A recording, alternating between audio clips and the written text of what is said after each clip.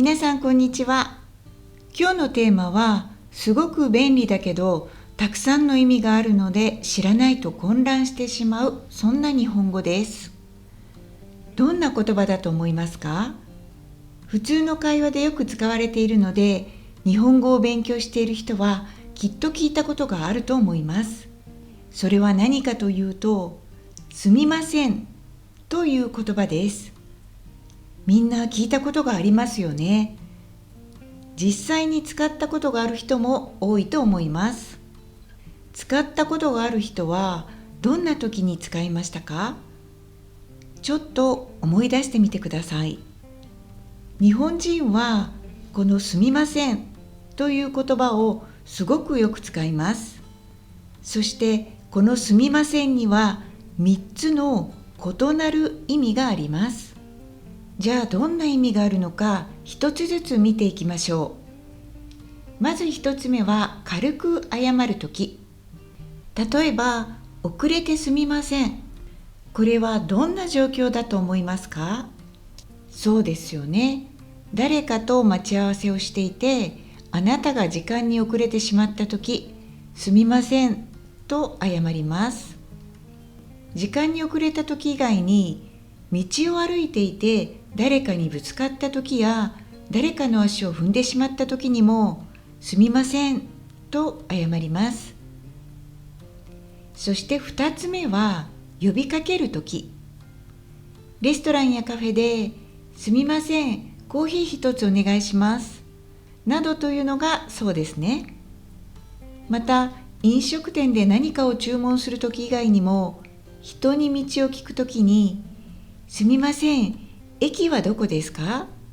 と言ったり、誰かが落とし物をしたときに、すみません、これ落としましたよ、などと言ったりします。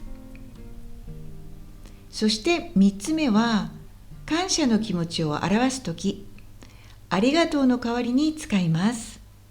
電車で席を譲ってもらったとき、誰かがドアを開けてくれたとき、そして順番待ちをしているときに、お先にどうぞと言ってもらったときなどに、すみませんなどと言います。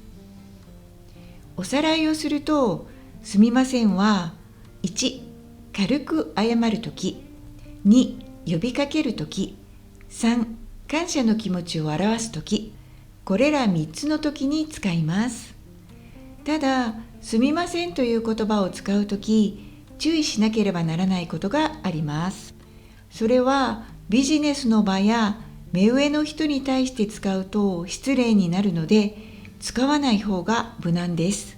もしかして失礼になるかなと思ったとき、迷ったときには丁寧な言い方をしましょう。謝るときは申し訳ございません。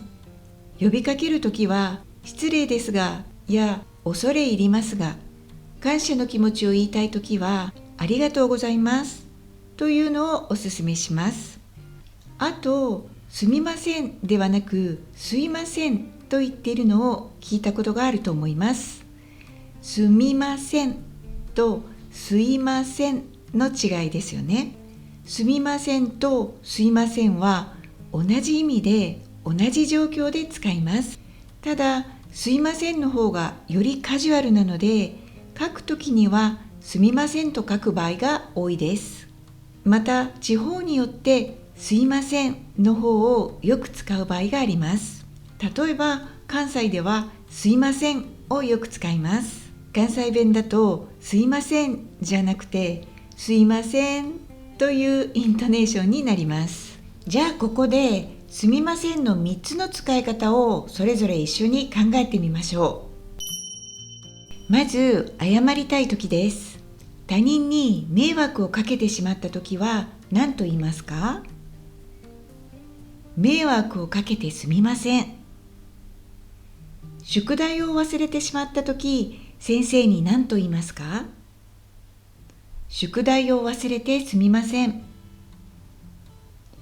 続いて呼びかけたい時、授業中先生に質問がある時、何と言いますか？